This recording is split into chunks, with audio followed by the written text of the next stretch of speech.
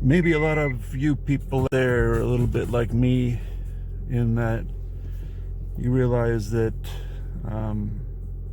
the spice of life itself is really about other people, relating to other people and enjoying their company. Some people don't have much of a social support structure, for lack of better words, and myself included. I don't have many people in my life, so when people stop visiting me because of the coronavirus stuff, I'm feeling it, you know. I'm used to being alone, but I'm also used to seeing people every couple days or what. So I think that's one of the things that's really different for me right now, and it's something I'm struggling with, just because it's like, when's the next time I'm going to be able to hang out with people, or, you know, just do anything social at all, anything that makes, you know, life full of life. You know, other people, like, not just projects. It's fine to keep busy, but after a while it's like, this is empty work. It's just busy work, waiting and hoping that things will clear up, and it's looking like maybe not. You're trying to say that it's probably going to extend in California for another 2 weeks into May. I'll do my best, but I you know, even if I'm doing okay, I'm going to protest, because this is beyond just quarantines. This is martial law. This is a hostile takeover. I hope I'm still in sync. We'll find out. I'll have a hell of a project if not. So, aside from worries about the future, concerns about what comes next, you know, for many of us, not myself, but many of us have lost our jobs and our incomes, and we are getting one check around nowish, and next month is still off, and there's no hope at this point for any other payment besides that one check. How people are supposed to pay rent or any of their other bills, it's not like a $1,200 check is going to do anything more than part of 1 month, especially in California, where they're extending this lockdown more, but I imagine most of the states will. It's really unnecessary. If they were to show the real numbers, they wouldn't be doing this. It's like they're doing this based on what they see on TV, even though they're the ones who created the situations we're seeing on TV to make the panic happen. And I don't, by any stretch of the imagination, think that that's an accident. I don't have proof of that, but it's yet another one of those all too convenient happenings around this virus event. I shouldn't call it an event. It's like a new virus paradigm, because events come and go. This is not planning to come and go. They've got it all set to be like, oh, it can come up anytime, just like anybody would have guessed if they were using it for oppressive purposes. That's exactly how they set it up. It's like, well, I think we've got it kind of under control, but at any moment we can say never mind, and everybody goes back in lockdown. Well, that's not freedom. That's not freedom at all. That's you have freedom unless I say you don't have freedom. Which is, that's like saying, oh, free speech. Well, you have free speech as long as you don't say the things that I don't want you to say. Oops. So we have a constitutional dilemma here, because they don't have the constitutional right to tell us to shelter in place. This is not wartime. They're trying to make out the virus to be a war enemy, like they did terrorism. Well, I don't think so. If we tolerate that, then we're just rolling over and letting them do that, and they'll just keep doing it. And I don't know what the right answer is, and I'm not saying violence at all. I don't believe in violence. But I do believe in resistance, civil disobedience. And I think that a whole lot of us need to disobey. I don't think we need to not tolerate this. This can't stand. This is not okay. This is unacceptable. Did I make myself clear yet? Yeah, anyways. I know that people are protesting, and if anybody hears this that is protesting, hats off to you, man. It's a very thankless thing you're doing, and you're doing the right thing. Word. Take care. Because it ain't just it's not just that they're making us shelter in place, but it's something that they know that it doesn't, they know it's not bad enough to call for that. They know that. That's why they're hiding the data. Otherwise, why would they if they didn't know that? These guys are guilty of some serious high crimes, because no matter how you cut it, they're killing people for politics. They're killing people to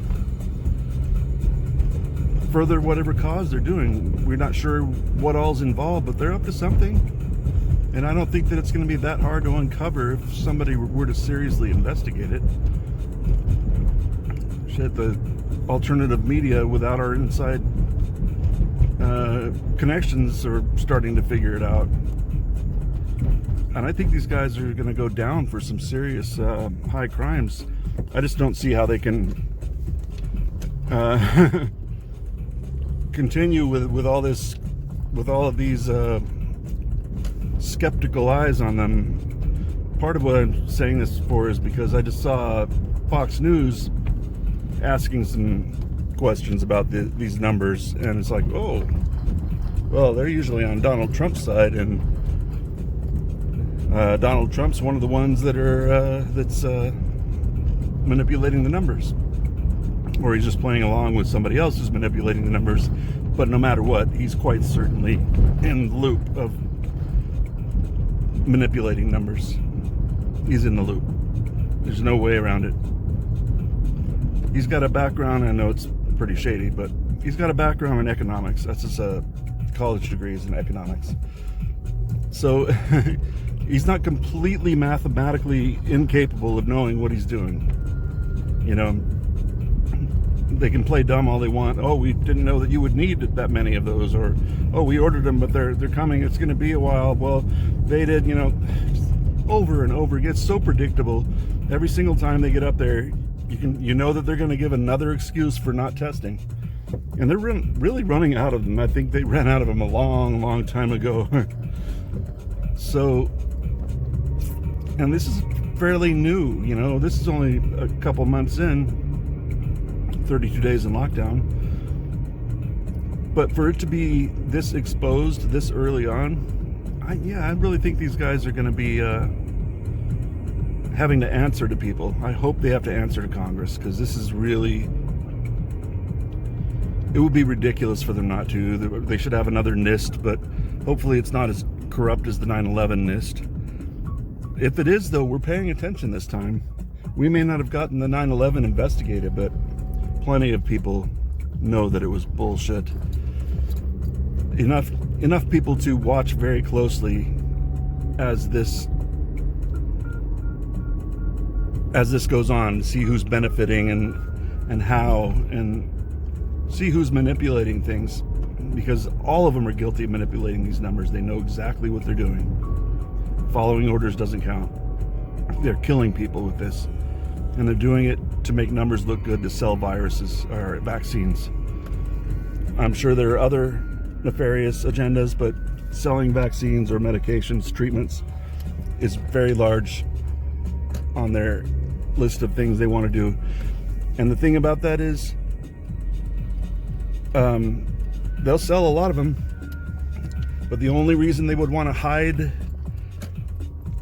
how mild this outbreak is compared to what they said it was going to be is because they want to keep fear. They want to keep that fear rolling.